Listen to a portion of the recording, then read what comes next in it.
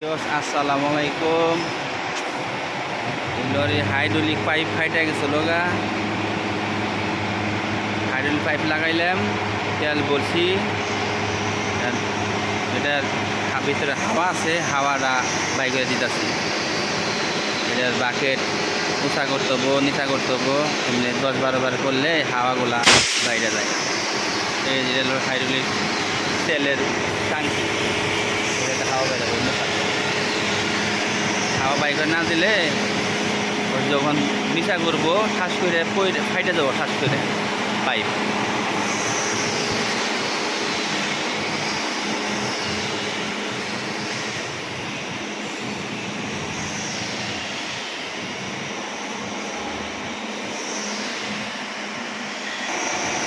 এই যে এটা মোটা খুলে দিলে হাওয়া বেড়ে যায়।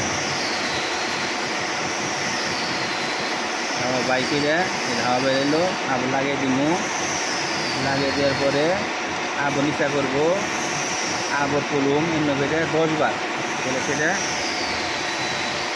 দাম হবো, সঠিক হবো।